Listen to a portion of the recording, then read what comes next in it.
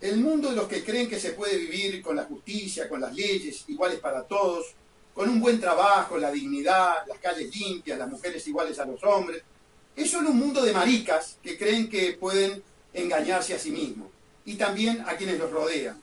Las chorradas sobre el mundo mejor dejémosela a los idiotas ricos que se compran ese lujo, el lujo de creer que el mundo es feliz, en el mundo justo, ricos con sentimiento de culpa o con algo que esconder. Quien manda lo hace y basta. O bien puede decir, en cambio, que manda por el bien, por la justicia, por la libertad. Pero esas son cosas de mujeres. Dejémosela a los ricos, a los idiotas. Quien manda, manda y punto.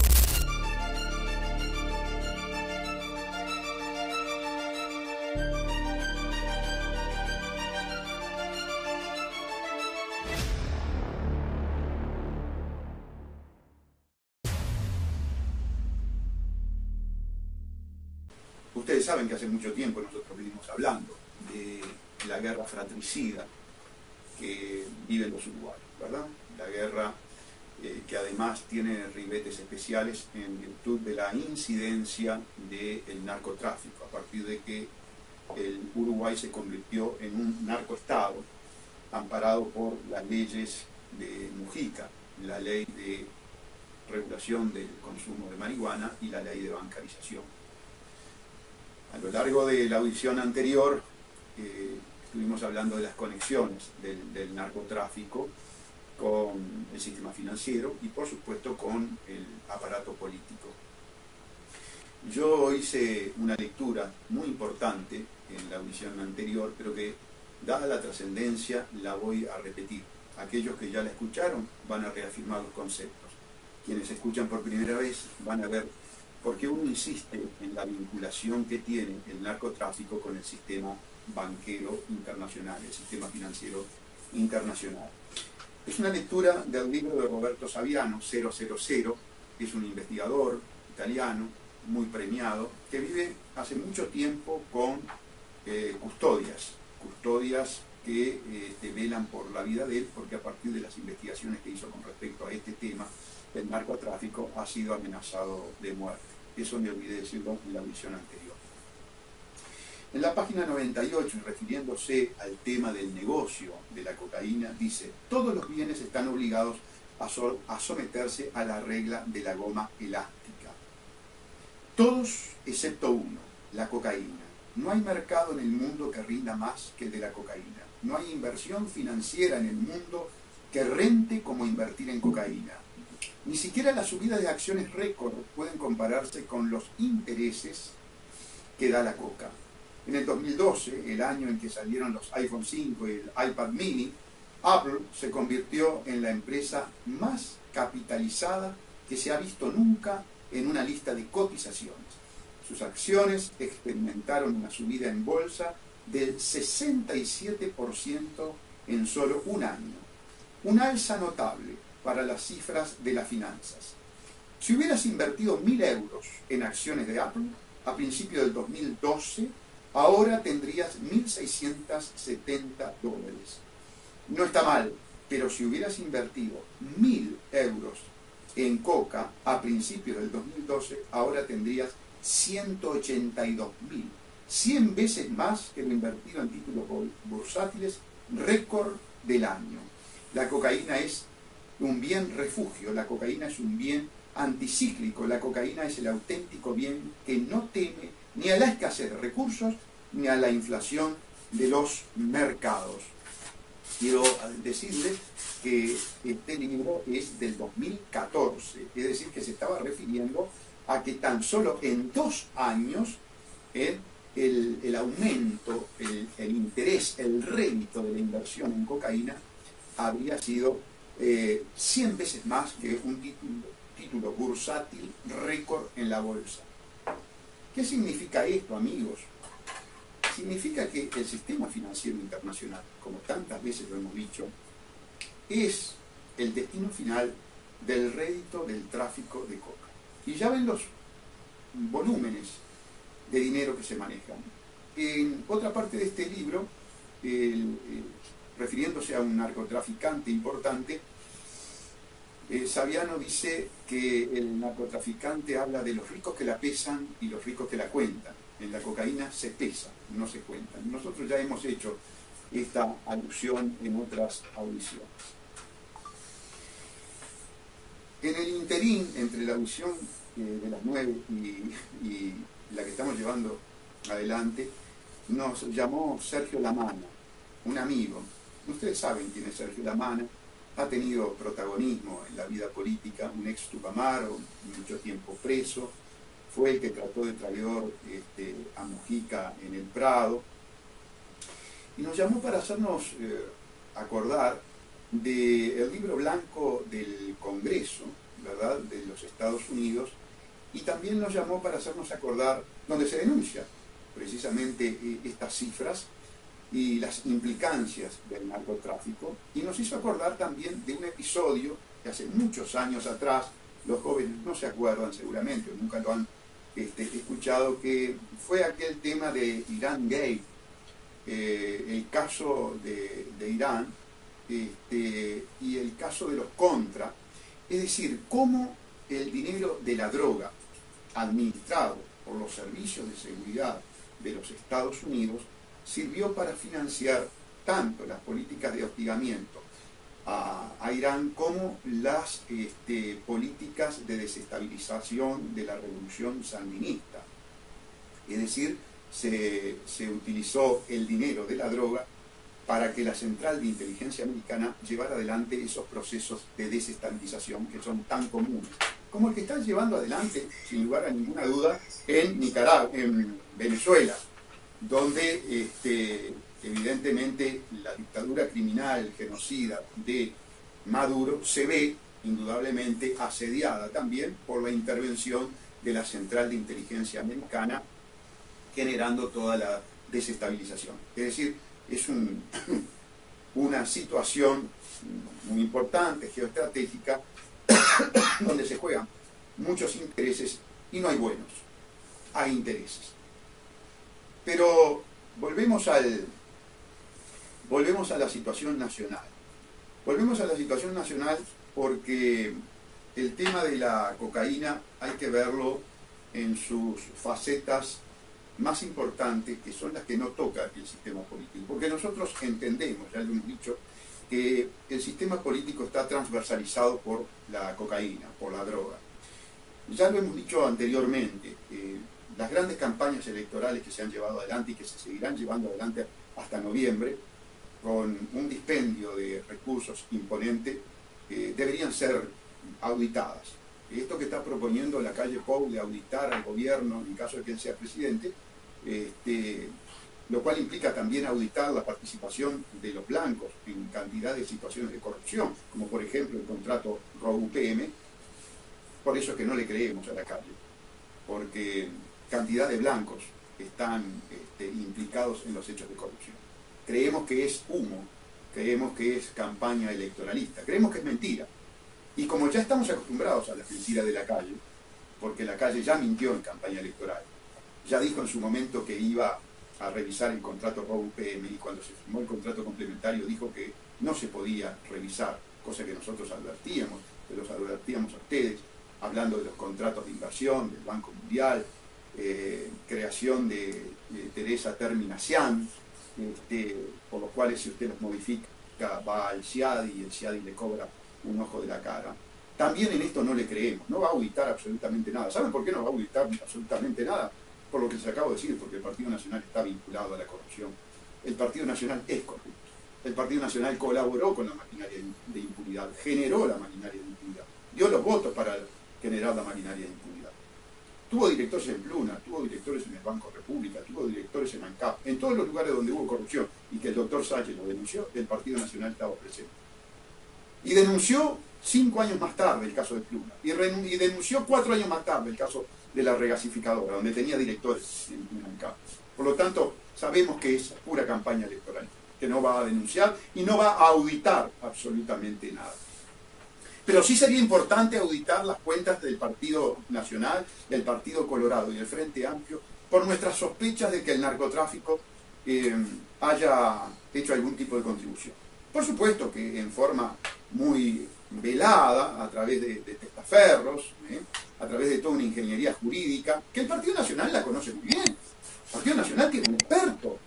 El Partido Nacional tiene al doctor Posadas, porque el doctor Ignacio de Posadas, el dueño del estudio Posada y Vecino, que la revista Sudestada el otro día desenmascaraba su participación en el lavallato, en la ingeniería jurídica del lavado de activos de la corrupción brasileña.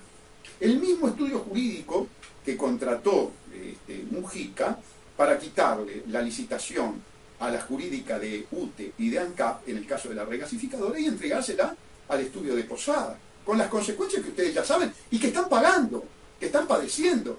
Entonces, ¿qué me va a venir a hablar Cuquito Lacalle de que va a hacer auditorías?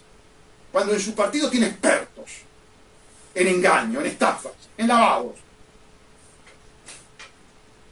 Claro, ellos se juntan los tres y los grandes medios de comunicación son cómplices de esa situación para poder vender humo. Tienen inmersos a los uruguayos en una nube de gases. El problema, amigos, en la cocaína es que después de esta lectura, después de analizar que en un contenedor, como decía hace un ratito atrás, van 1.100 millones de dólares, que en un avión van 600 maletas que representan otros tantos millones de dólares, ¿quién se resiste? En el juicio del Chapo Guzmán se hablaba de sobornos del orden de los 10 millones de dólares. ¿Ustedes creen que las maletas salieron sin control alguno de la Fuerza Aérea, de la aduana, de la policía, por error, por ineptitud? No, amigos, mire, leyendo este libro en materia de cocaína, y muchos libros, leyendo solamente el diario, viendo las cifras nomás que se manejan, no hay errores, no hay errores, hay sobornos, hay coima, porque estas cifras además son las cifras que mueven, son el combustible imprescindible del sistema financiero internacional. Si los servicios de seguridad, la DEA, la CIA, la NSA, el Mossad, el MI6, 7 de Inglaterra, si el Instituto Policial Uruguayo está transversalizado por la cocaína, por la droga, como no podría ser de otra manera, si tenemos sospechas fundadas de que el sistema político esté transversalizado, no en balde se produce la legalización de la marihuana, pero la legalización de la marihuana es la apertura para que se inicien los jóvenes en el consumo, es la promoción de la drogadicción. Mujica tiene la responsabilidad de haber sido un promotor de la adicción. Recuerden cuando Alberto Brescia nos dijo a los uruguayos que se fumaba un porro antes de ir a la casa de gobierno porque le despejaba la mente para gobernar. Bueno, así estamos, ¿no? Recuerden cuando Canepa, vinculado al tema de la droga, marihuana es droga, nos decía que no podían cerrarse las bocas de pasta base y de marihuana y de droga, de expendio de droga, porque afectaba el índice de trabajo en el país. Yo lo denuncié penalmente, conozco el tema porque hice la denuncia penal, y por supuesto fiscales y jueces inmediatamente archivaron, porque en aquel momento era el secretario de la Presidencia de la República o el prosecretario de la Presidencia de la República. Y como siempre sucede con nuestro Poder Judicial, pega para abajo, es cobarde, no se anima, y entonces pasa lo que pasa. En el mejor de los casos. En el mejor de los casos. El poder de la droga en este momento, y según ya lo hemos visto de conformidad con esta lectura, es brutal. El otro aspecto que tiene la droga es que se manejan códigos, se manejan metodologías de terrorismo. Es decir, son terroristas. Ustedes saben lo que ha pasado en México, ustedes saben lo que ha pasado en Colombia, ustedes saben lo que han pasado en cantidad de países donde los carteles dominan. en Brasil, la matanza esta de las cárceles, en el Uruguay. No hay que ir lejos, amigos. Estamos viviendo en el Uruguay territorios liberados, donde las guerras de narcos llevan vidas de narcotraficantes, de sicarios, de peones, a veces de inocentes. Las conocemos. Hemos estado en causas de esa naturaleza. Es decir, no nos es un tema ajeno profesionalmente. Yo no estoy payando en este tema. En otras audiciones les conté que hubo un caso en el que particularmente me asusté y no lo tomé, porque se trataba de policías matando policías, policías narcotraficantes matando a policías honestos que querían desenmascarar la mafia de la cocaína dentro del instituto policial. Y yo hoy estoy corriendo riesgo, amigo. Yo hoy me estoy jugando la vida hablando de esta manera. No lo va a hacer ningún candidato a la presidencia de la República. Al contrario, alguno tal vez salga a denunciar. Que qué barbaridad el doctor Osalle poniendo en sospecha a los políticos uruguayos, a estas figuras inmaculadas que tienen al país en esta situación. No les quepa la menor duda. ¿Y sabe lo que va a pasar también? Que los grandes medios de comunicación nos estén excluyendo de las invitaciones, de las noticias, de las menciones. ¿Sabe lo que va a suceder? Mucho arrastrado a Ecahuete, que ya sucedió, salga a decir que mis comentarios no son ni siquiera para comentarlos, o nuestras proposiciones, nuestras conceptualizaciones no dan ni siquiera para comentarlos. Claro, son arrastrados, mercenarios, rentados. Es el caso, por ejemplo, de un periodista mercenario, arrastrado, miserable, que dijo que no llevaba psicópatas al programa. Porque nosotros estamos hablando de narcoestado. Y nosotros hablamos de narcoestado antes de estas incautaciones. Ustedes pueden buscar los registros. Nosotros nos adelantamos a esta situación, porque la conocíamos, sabíamos qué estaba pasando en el país. Fuimos los primeros en hablar de una guerra fratricida. Fuimos los primeros en hablar de un narcoestado. Y fuimos también los primeros en llevar adelante la campaña contra la bancarización obligatoria. ¿Por qué? ¿Y por qué de llevar el dinero de los uruguayos a los lavadores, a la cabeza de todo este andamiaje de corrupción del siglo XX y siglo XXI, pero que cada vez tiene ribetes más terribles, ¿verdad? Horrorosos. Yo siempre digo, tengo 61 años, por eso tengo incluso este discurso jugado, con riesgo de vida. Pero nos preocupa enormemente, amigos, que le estamos dejando a la futura generación. Y ¿saben qué? Lamentablemente, el Uruguay como laboratorio, los uruguayos como conejillos de India, estas generaciones actuales, con un trabajo de indoctrinación perverso del Partido Comunista, nada más perverso que el Partido Comunista. Le digo la verdad. Fui compañero. Tengo que decirle la verdad. Fui compañero. Hacíamos pegatinas juntos. Recuerdo a Ariel Brusone, o el viejo Rodela, marxistas-leninistas. Hacíamos las pegatinas por Sayago con el Partido Comunista. También estaba el PDC, también estaban los socialistas, también estaban los independientes. Yo era un gurí. Y por cierto que escuchaba en aquella época a los detractores. Y bueno, generaba algún tipo de duda, pero también estaba el trabajo de indoctrinación que se hacía, ¿no? Que se sigue haciendo. Y hay que desenmascararlos.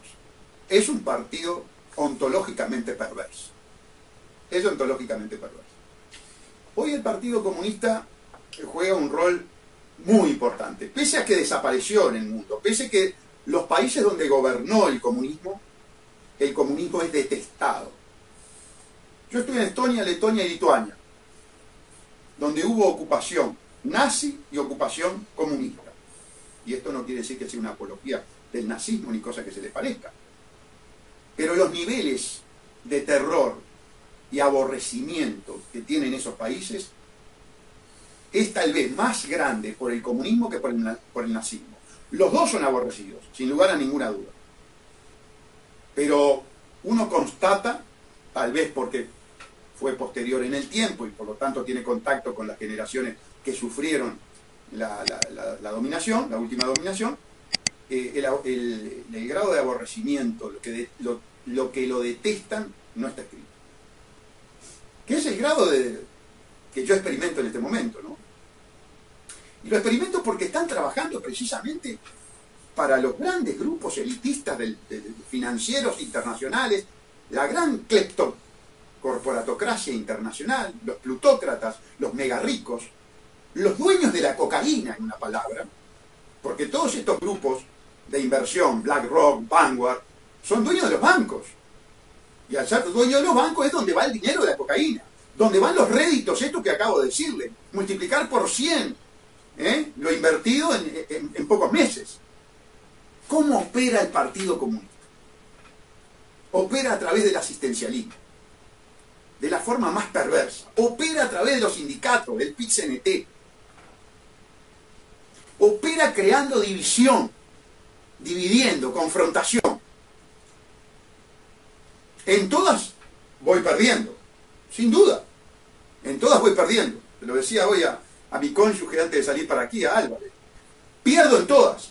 Ahora, cada vez que pierde Salle, pierde el Uruguay. Cada vez que una denuncia mía se archiva, cada vez que un concepto mío pierde ante la opinión pública, pierde el Uruguay. Y es lamentable. ¿Soy perdedor? Sí, soy perdedor. Soy perdedor, sin duda. Como es perdedor todo el pueblo uruguayo en este momento. Como habría sido perdedor si le pegaron un tiro en la cabeza a mi hijo anoche. O como es perdedora la familia que perdió al trabajador de 43 años en La Paz ayer. ¿Y por qué somos perdedores? Porque nos enfrentamos al poder. Porque nos enfrentamos a la cocaína. Porque los mismos grupos financieros internacionales, de los Rothschild, de los Rockefeller, de los Soros, de los Warren Buffett, de los Warburg, de Blackfein, de Paul Singer, figura preponderante en la financiación de la ideología de género, Paul Singer, figura preponderante en la financiación de las campañas de ideología de género, sionista, hijo casado en matrimonio gay en Inglaterra. Ojo al gol, Miren quiénes financian a los que ganaron ayer, a no comerse la pastilla. No polemizan. Por algo la ONU, que es caja de resonancia de estos grupos que dominan el mundo, vino a interferir en el plebiscito. Festejen, uruguayos, festejen. La mano viene complicada. Somos los únicos que acusamos al sistema financiero de narcotráfico. Somos los únicos que decimos que la Fiscalía General y el Poder Judicial no se animan a investigar. Que el Ministerio del Interior no se anima a investigar. Porque el Ministerio del Interior está transversalizado por la cocaína. Miren a Leal, un gran funcionario de UTE. Váyase las conexiones.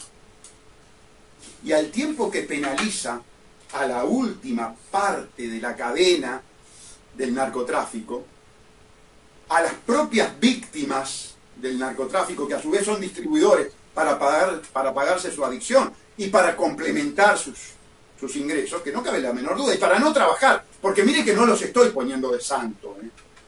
Mire que el Fraude Amplio se encargó de crear una juventud lumpenizada.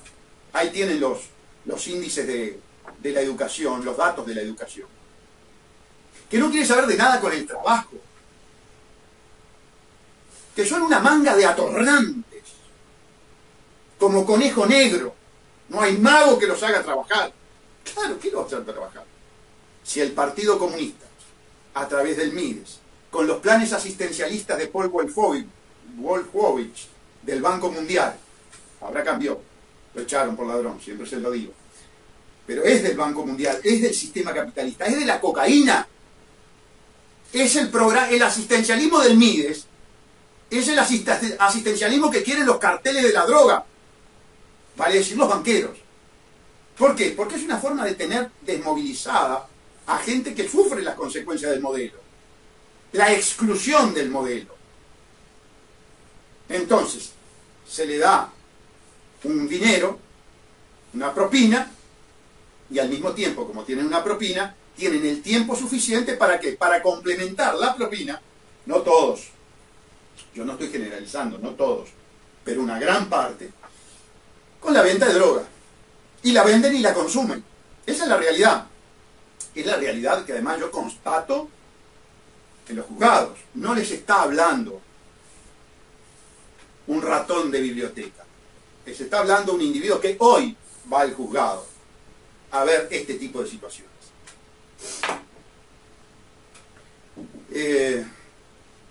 Somos los únicos que llevamos adelante la lucha contra la bancarización obligatoria, que es la otra pata del tema.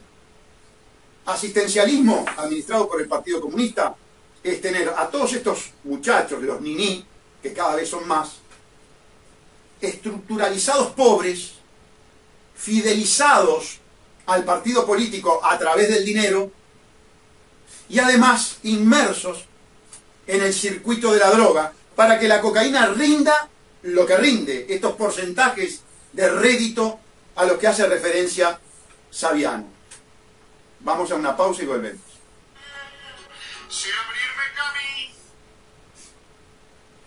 Vamos, estamos transmitiendo en vivo, seguimos transmitiendo. Amigos, me decía Diego, que está aquí con nosotros filmándonos, que tenemos localizados, ¿cuántos? 200 convencionales, 200 convencionales. Nos faltan 51. Si no llegamos a 251 convencionales, estamos fritos. Nos vamos.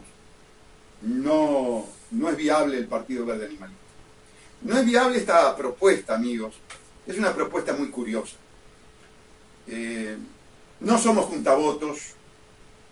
Se nos ha pedido incluso tener un discurso que en algo flexibilice la verdad para tratar de traer algún voto, para tratar de no ser tan cáusticos en el mensaje. Colegas, colegas profesionales que están con el partido me han dicho, pero Gustavo, trata de tener una política un poquito más electoralista para aportar algún voto. No es esa nuestra función en la política nacional. No entramos para eso. Es más, no nos voten. No nos voten. Si les molesta la verdad, si les molesta la sinceridad, si les molesta la lealtad, si prefieren al demagogo, si prefieren al mentiroso, si prefieren al que les pinta villas y castillas para un futuro que no es así, vótenlo. Ya lo están votando. Ya tenemos el 95% de los uruguayos que quieren la mentira, quieren la corrupción, quieren el narcotráfico, quieren el asistencialismo, quieren la ideología de género. Muy bien, pero eso sí, aténganse a las consecuencias. Después no me vengan con las marchas de inseguridad. Después no me vengan a protestar que roban las escuelas. Después no me vengan a protestar que hay abusos. Después no me vengan a protestar que hay subversión de los valores morales. Bueno, hay que atenerse al tipo de país que el propio pueblo uruguayo está construyendo. Asuman responsabilidades y pagarán justo por pecadores, como pudo haber pagado ayer mi hijo, que es un militante del PBA. Le podrían haber pegado un tiro en la cabeza y haberlo dejado seco. Y sí, pagaré esas consecuencias. Volvemos a la... Seguimos, amigos, por Radio Fénix, y la gente que nos está viendo por Facebook siguió enganchada. Y yo les decía lo siguiente, amigos, y perdonen para los que siguieron por Facebook, pero ahora para los de la radio. Nosotros no entramos en política para ser demagogos y juntavotos. Nosotros entramos en política para hablar con sinceridad, con lealtad, para decir la verdad. Si esa verdad nos cuesta no crecer, si esa verdad nos cuesta que ni siquiera lleguemos a la elección de noviembre porque no llegamos a los convencionales. Y si en noviembre hacemos un pozo y ni siquiera podemos aumentar la cantidad de votos, mala suerte. Pero nosotros también somos un desafío. La opción ustedes la tienen. Ustedes tienen la opción. Ustedes tienen la posibilidad de votar a un tipo sincero, que no es un juntavoto, que al contrario, que desenmascara al mentiroso, como lo veníamos haciendo en el bloque anterior, que se la juega desenmascarando, por ejemplo, la corrupción de la cocaína a nivel del Estado, dando los nombres de quienes promovieron, diciendo, sí, el gobierno de Vázquez y de Mujica son gobiernos de narcoestado. Mujica y Vázquez promueven el consumo. Y yo tengo la fundada sospecha de que les llegue dinero a la cocaína. Claro, no lo puedo comprobar. Si el jefe de la investigación es Tabaré Vázquez. Pero si quienes están investigando el tema del avión y el tema del barco, no me refiero a la fiscal Mónica Ferrero, que sé de su probidad, soy amigo de Mónica, que se juega la vida, pero me estoy refiriendo a otro nivel, porque Mónica llega cuando ya se produjo la exportación. Mónica llega cuando ya pasó por el aeropuerto las 600 valijas sin que la Fuerza Aérea las vea. Yo he pasado por el Aeropuerto Nacional de Carrasco y he sido tratado con mucha antipatía, no irrespetuosamente, pero con mucha antipatía por el personal de la Fuerza Aérea, por la Policía Aérea. Duros. Yo no le pido que me muestren los dientes, pero los vi duros conmigo. Y resulta que estos duros, con los pasajeros, le pasa 600 kilos de cocaína y sale suelto el cuerpo allí un militar a decir que no es la función de ellos. Pero ¿cómo que no es la función de ustedes? Esto es una cuestión de seguridad nacional. No se tenía que ir Cano. Se tenía que ir Cano, Bayardi, Astori, el fiscal general y el ministro del Interior. Aquí hay un individuo, amigos, que con la arrogancia y la petulancia que lo caracteriza y con la boca media torcida, nos sale a decir que la política criminal y el crimen organizado lo maneja la Fiscalía General, que es el fiscal general. Entonces yo de acá le tengo que decir también con la boca torcida que es un inepto, que se tiene que ir, porque el país es un colador y las políticas de persecución del crimen organizado que ha llevado adelante son un bochorno, la más absoluta ineptitud. El fiscal general se tiene que ir, hay que echarlo. ¡Ya! No me van a tapar el ojo con el procedimiento de Parque del Plata. No me van a tapar el ojo con ese procedimiento que me despierta suspicacias. Un llamado anónimo. Miren, ¿saben una cosa? Yo tengo el derecho a sospechar que la policía sepa perfectamente bien dónde está la cocaína, dónde están las bocas de pasta base, quién las trafica, de dónde vienen. Porque con los números que se mueven, amigos, ¿quién resiste los sobornos de la cocaína? Y qué casualidad que cuando estaba en ebullición todo el tema de las 4 toneladas, una noticia. Aparecen allí en Parque del Plata, a 6 cuadras de casa, a 6 cuadras de mi casa, un procedimiento que naturalmente se lo notifican después a Mónica. A ver, los policías, amigos, juegan con los fiscales. Y tengo experiencia en materia de fiscalía desde 1980, desde el 25 de junio de 1980. El policía le hace llegar a la fiscalía lo que el policía quiere. Le da los datos que quiera. Maneja el guardián como quiera. Y todavía tenemos una Suprema Corte de Justicia. Bueno, la nómina es larga en el país, ¿no? Todavía tenemos una Suprema Corte de Justicia que suelta el cuerpo, dice que no controló el guardián, ¿no? Digo, la contracara, la policía y el fiscal general, porque Ministerio del Interior y Fiscalía General en este momento están conectados, están en una relación simbiótica, están, vamos a utilizar la metáfora, montados. Y nos quedamos por ahí, solamente decimos montados. van montados. De forma tal que la responsabilidad en el guardián la tiene también el fiscal general, sin lugar a ninguna duda. Ahora, en el campo, ojo, están montados en la parte tecnotrónica, en la informática, pero en el campo, el policía que recorre, que se conecta con el soplón, es más, que le da droga al soplón. Que le da droga al soplón. Ojo que cuando yo digo una cosa tengo prueba, ¿eh? Te digo por la duda. El policía que le da droga al soplón, porque el soplón es un consumidor, y entonces le delata dónde están las bocas, tiene un conocimiento en la trinchera, sobre el campo, el teatro de operaciones. El fiscal está en el escritorio. Es como en la guerra. El general que está en el Estado Mayor, ahora a través de las cámaras, lo vemos en la televisión y en los informativos, mirando cómo actúan los soldados en el campo, por los drones, por los satélites, patatí, patatá, pero el tipo está en un escritorio. Ahora, el que está en el campo de batalla es el policía en este caso, allá en el caso de la metáfora, el caso del ejemplo del militar, el militar que está allá en Afganistán, en Kandahar, o que está en Siria, o que está en Colombia, o que está el agente de la CIA que está en Venezuela trabajando en la muchedumbre o con los políticos de oposición, tratando de voltear al gobierno del criminal y corrupto Maduro que hace negocios con el Frente Amplio, que hace negocio con el Frente Amplio, que le está debiendo a los pamberos, a no olvidarse. Bien, y que el 26 de marzo no quiso investigar. Bien, entonces les decía que el fiscal no está en la trinchera.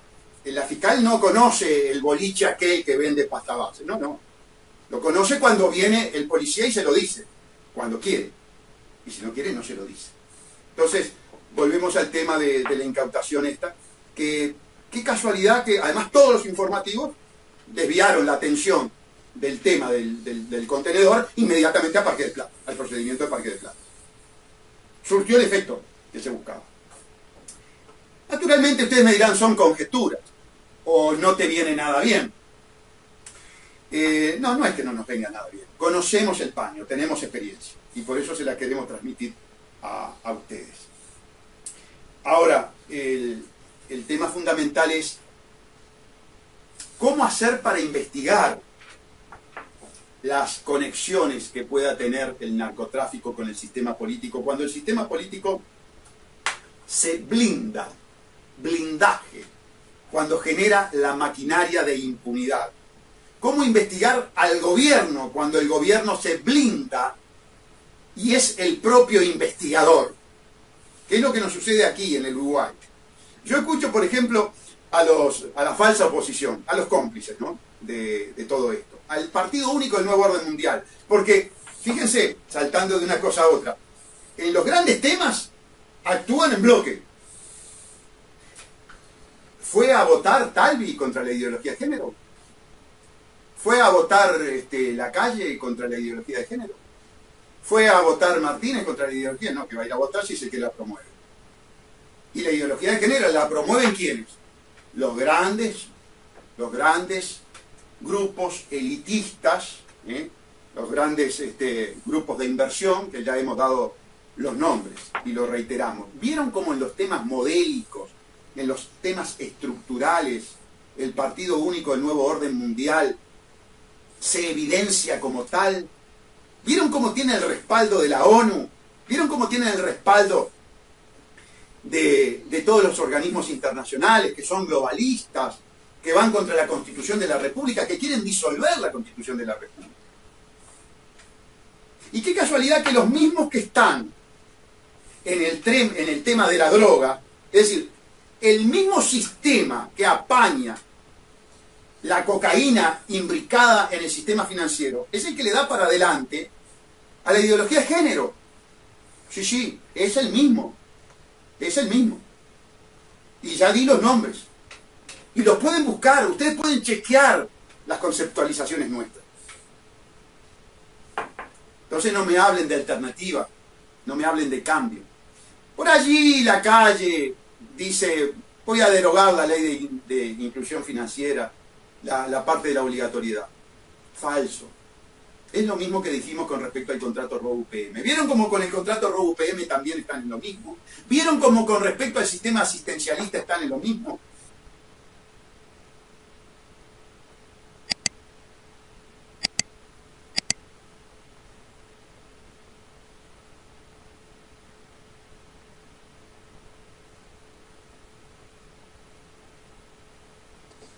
Y yo lo decía y ahora lo reitero. El pueblo uruguayo, en su gran mayoría, está contento con esta nube de gases. Es que el Fraude Amplio se encargó de degradar tanto al uruguayo, y sobre todo al uruguayo joven, y sobre todo al uruguayo joven académico. Ojo al gol. Miren que tanto el lumpenaje que queda al margen de la educación, y voy a hablar clarito, no tengo problema que me llamen discriminador, las cosas por su nombre. Si tú degradás a una población, si tú lumpenizás a una población, si tú le sacás la conciencia de su estado de situación, si tú le extirpás o le eliminás la capacidad de abstracción para unir causa-consecuencia, lo lumpenizás y forma parte de una tribu a la cual hay que llamarle lumpenaje. Mal que pese. Punto. Pero el lumpenaje, preocupado por temas triviales, totalmente al margen de los temas que afectan su vida, su esencia, no está muy distinto del académico que a través de la academia mercenaria que se alinea en la agenda globalista de la ONU, vale decir, de estos grupos inversores internacionales que digitan el mundo, tal cual lo acabamos de ver, y en los que están obviamente influyendo los carteles de la droga, también están en la misma. También están indoctrinados. También son ratones de laboratorio. También son material de experimentación. Y ahí está Soros, Rockefeller, las fundaciones, Open Society, detrás de toda esta agenda globalista. La ideología de género, ¿qué hace? Masacra la Constitución de la República. ¿Por qué masacra la Constitución de la República? Y lisa y llanamente, porque la Constitución de la República concibió la familia heterosexual. Habla de padre, madre, hijos. Es decir, la familia en la que se procrea. Que después hay otros institutos, productos de situaciones sociales, pero que se insertan en la familia heterosexual, como es el de la adopción, no cabe la menor duda. Y que después vienen situaciones tecnológicas y científicas nuevas, como la concepción in vitro, también, pero en el contexto de la familia heterosexual de la Constitución de la República, artículo 41, 40, 41 y 44. ¿Qué pasaba con el matrimonio gay? ¿Qué pasaba con la ley de trans? Que son inconstitucionales. Que si hay una modificación, si la gente me dice, pero no tenemos que seguir pensando como en 1830, perfecto, está bien. Por ahí, la gran mayoría lo demostró. Hay que tener matrimonio gay, hay que tener ley trans, como lo quieren la gran mayoría de los uruguayos, pero respetando la Constitución de la República. No permitiendo que el político electoralista bandido, sorteando la Constitución de la República, saque leyes inconstitucionales. Por ahí el pueblo uruguayo está demostrando que quiere bancarización obligatoria. Por algo yo no estoy llegando a la firma. Pero la bancarización obligatoria es inconstitucional, porque va contra la libertad, artículo 8 de la Constitución de la República.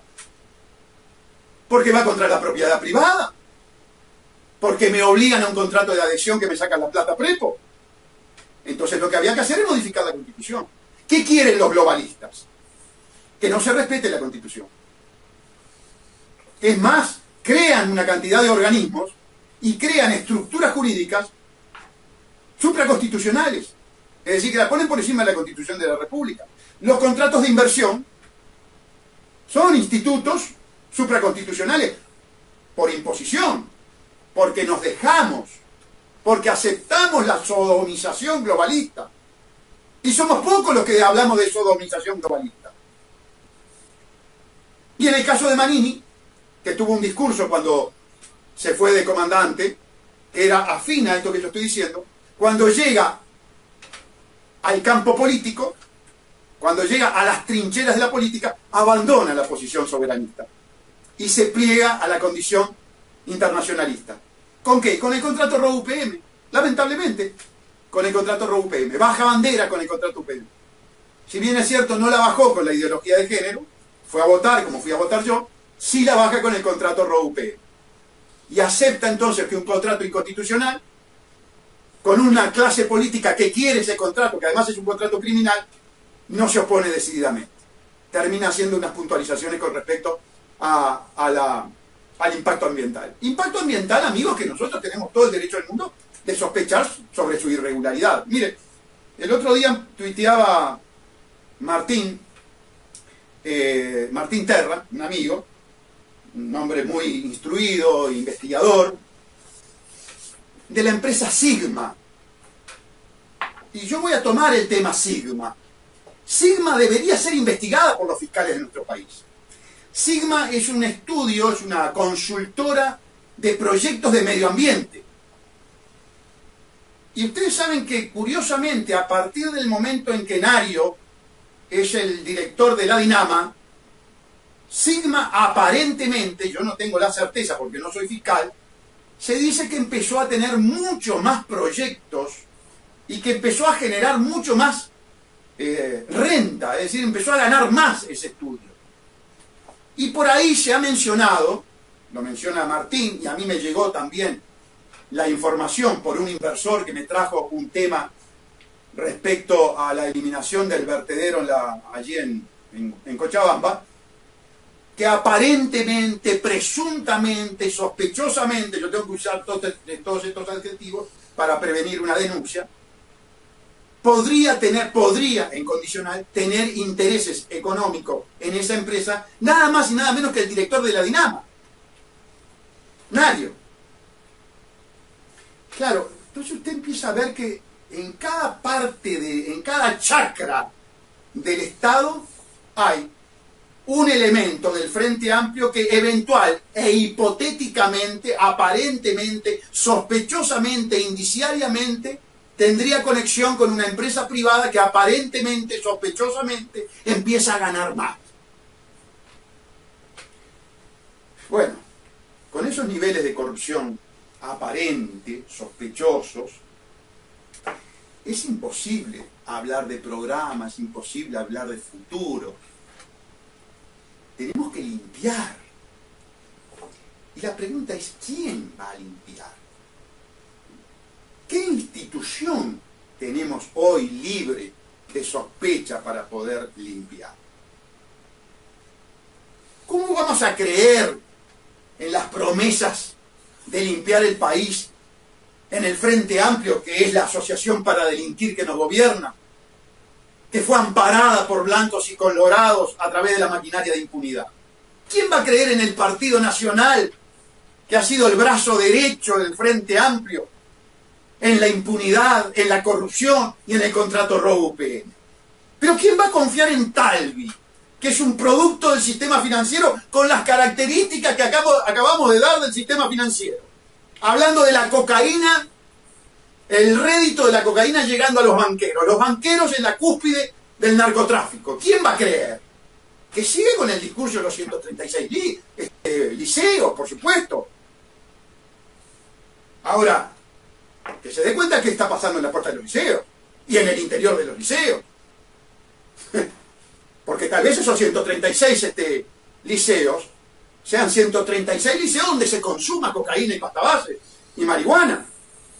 ¿Qué vamos a hablar de los liceos cuando tenemos esta guerra, cuando tenemos este nivel de putrefacción institucional que vive el país?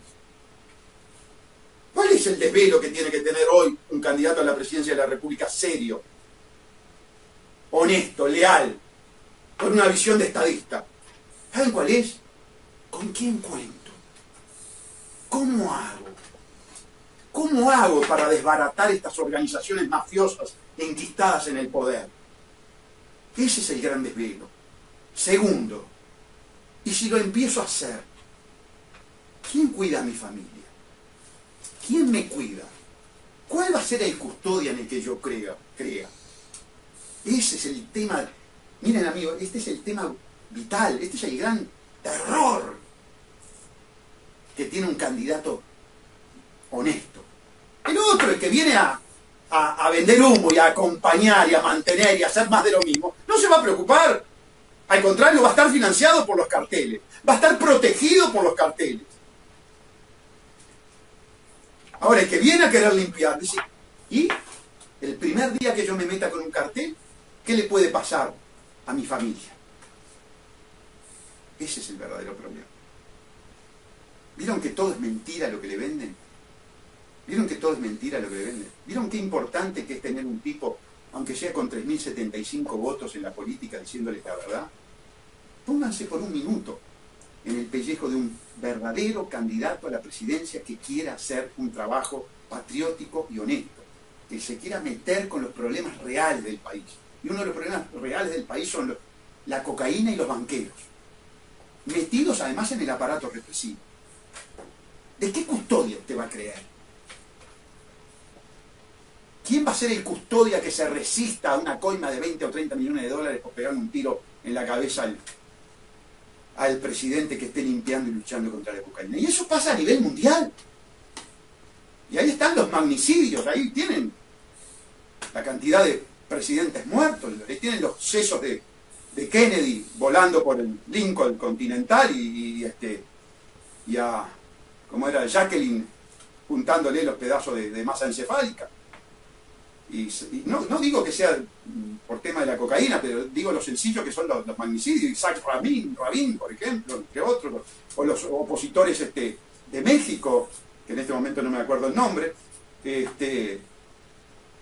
ese es el gran tema. Ellos saben eso. En este libro está. Yo lo decía en la audición anterior, en la de las 9. ¿Saben cómo nos llaman los sicarios y los capos de la cocaína?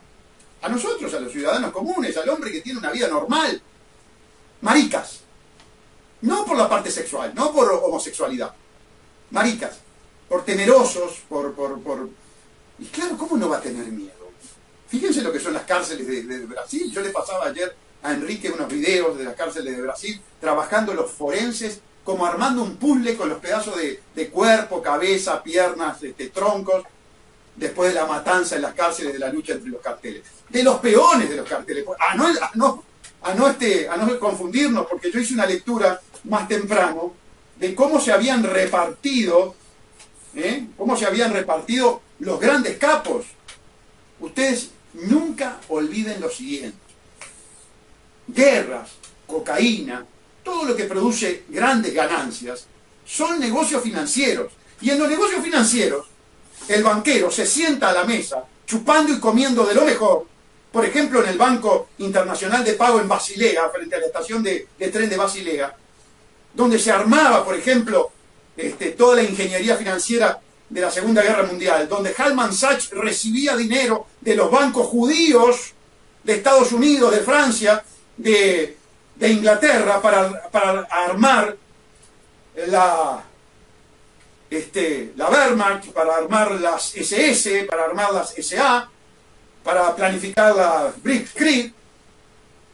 Los recibía de allí. Y con los narcos se matan los peones.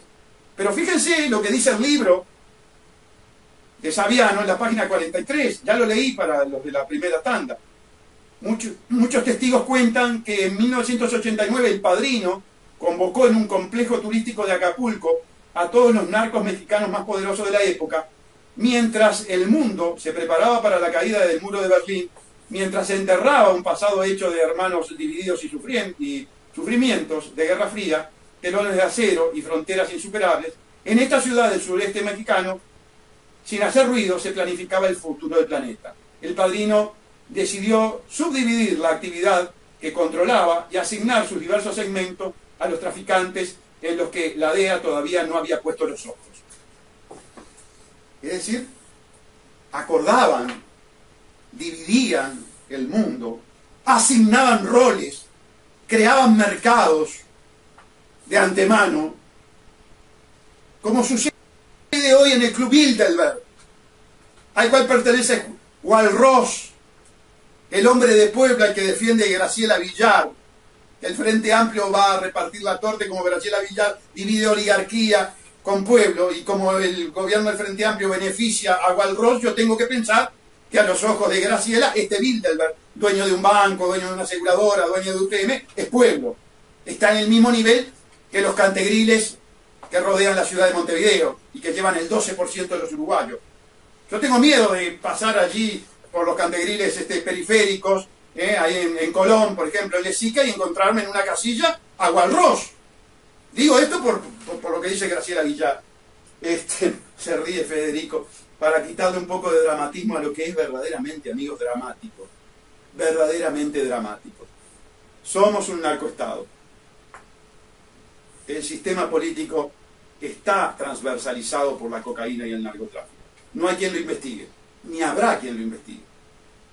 Y si nosotros seguimos embromando mucho, aparecemos en cualquier momento en el pantanoso flotando, ¿no? Porque con estos nenes... ¿Cuánto me queda? Un minuto. Hay una parte acá que a ver si en este minuto la puedo encontrar. Miren, dame este minuto, a ver si... Dice así, está hablando un capo mafioso. El mundo de los que creen que se puede vivir con la justicia, con las leyes iguales para todos, con un buen trabajo, la dignidad, las calles limpias, las mujeres iguales a los hombres, es solo un mundo de maricas que creen que pueden engañarse a sí mismos y también a quienes los rodean. Las chorradas sobre el mundo mejor dejémosela a los idiotas ricos que se compran ese lujo, el lujo de creer que el mundo es feliz, en el mundo justo, ricos con sentimiento de culpa o con algo que esconder. Quien manda lo hace y basta. O bien puede decir, en cambio, que manda por el bien, por la justicia, por la libertad. Pero esas son cosas de mujeres. Dejémosela a los ricos, a los idiotas. Quien manda, manda y punto. Y después continúa, no me da el tiempo, manda y punto se refiere que al que manda matando y jugándosela a la vida. Es decir, a las leyes del narcotráfico, a las leyes que vemos hoy en San Carlos, por ejemplo, que salen las bandas y se matan, porque están absolutamente jugados, pero son peones del sistema financiero. Gracias, amigos.